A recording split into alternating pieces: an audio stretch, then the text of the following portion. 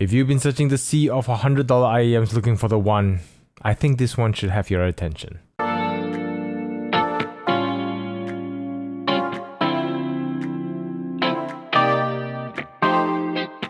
Hello and thank you for clicking on this video where I'll be sharing my experience of the Simgot EA500. EA Sports. It's in the game. No, this is not the Electronic Arts IEM release, but another entry by another company in the Chi-Fi scene. But before we dive deeper into this IEM, I'd like to take this opportunity to thank once again to Linsol for providing this unit in exchange for my honest feedback. Do consider checking them out and support them as they have supported me and this channel, but rest assured, they will have no influence over my feedback, and if you've been enjoying the content, do consider hitting like and subscribe button. And if you'd like to support my channel further, I do have a Patreon page for this channel as well. With that all out of the way, let's talk about accessories. But I gotta talk about the unboxing experience, because for $80, it's quite an experience. Look at Simgot going all poetic on us. Don't add more years into your life, add more life into your years. Let's see if the EA500 can give me the illusion of both.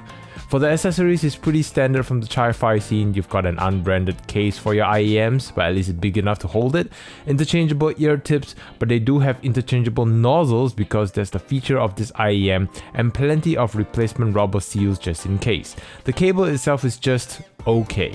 It has a rather cheap feel with the plastic tubing going all around the cable, wrapping the wires, but at least the color scheme suits the design of the IEMs. Something to note is that the connection on the IEM is a little recessed, so if you want to get other cables to work with this, it'll be good to pair it with cables that has a little bit of elevation, especially around the connectors. For the design of the Simgot EA500, this is what I imagine the Sony Z1R that would universally fit people would look and feel like. If you want to go simple, this is how I'd imagine it would be.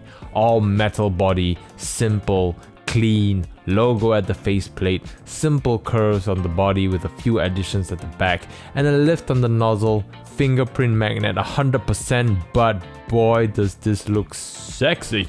There's a bit of weight to it due to the metal body. This looks and feels a lot more expensive than what it's priced at. In fact, I'm so impressed that I put this at the top for the most simplistic yet clean and striking looking IEMs for me personally.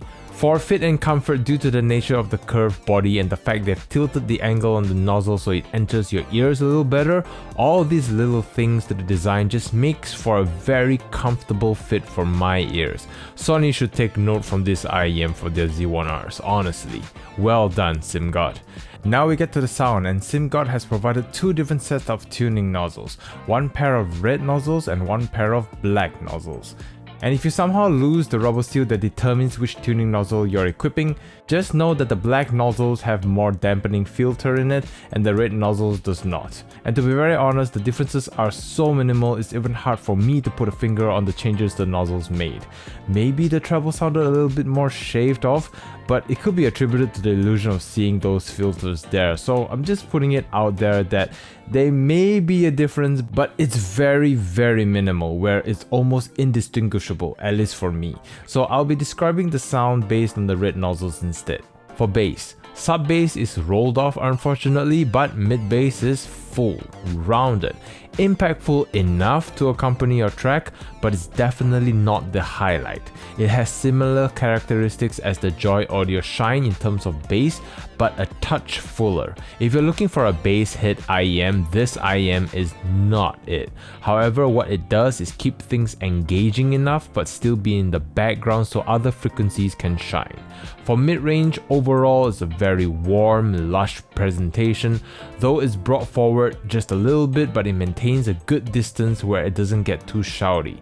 Vocals are full, they're weighty, though they're about the same plane as the background music, so it's another IEM that features the entire sound presentation as a whole, so it highly depends on what you like in your presentation, but it still gives the vocals some space to shine.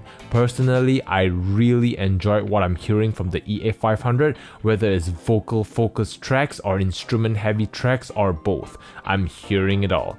For treble, while the treble treble doesn't appear harsh or sibilant for me.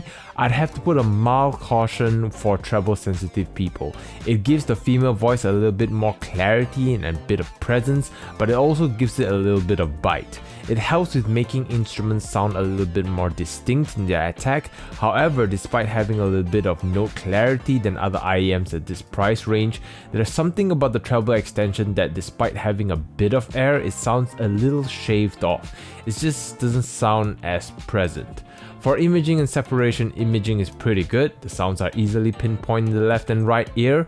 Overall, soundstage is deeper than it is wide for me due to how the sound is presented, but overall width is just about average, if only a touch on the narrow side due to the slightly forward presentation. Separation of sounds is as good as it gets on a single DD IEM, which is to say it's good but it's not the best. The balance between the bass and the treble helps with the details cut through, especially with that forward presentation. Honestly, at this point I'm just nitpicking because as an overall sound presentation, I'm actually enjoying this a lot more than I thought I would, as I mentioned earlier. For source, this is a relatively easy to power IEM, and on my Simgot EA500, I'm getting to about 9 o'clock dial, and on my phone I still have about 30% volume left to spare. So in summary, this has climbed to the top of my pick for $80 selections over the Joy Audio Shine. It was shocking that they've reduced the price on these because they already sound really good for $92, now bringing it down to $80. I think they've got an easy winner here at this price category. I normally refrain myself from recommending a lot of IEMs due to the difference in preference, but if anyone were to ask me which IEM I'd pick for less than $100, this would now be at the top of my list. For now. Once again, I'd like to thank Linsol again for this opportunity, and I'm curious to know your thoughts as well. What is your favorite IEM under $100, or is the Simgot EA500 the new favorite? Comment below, let me know, and until the next experience, take care and happy listening.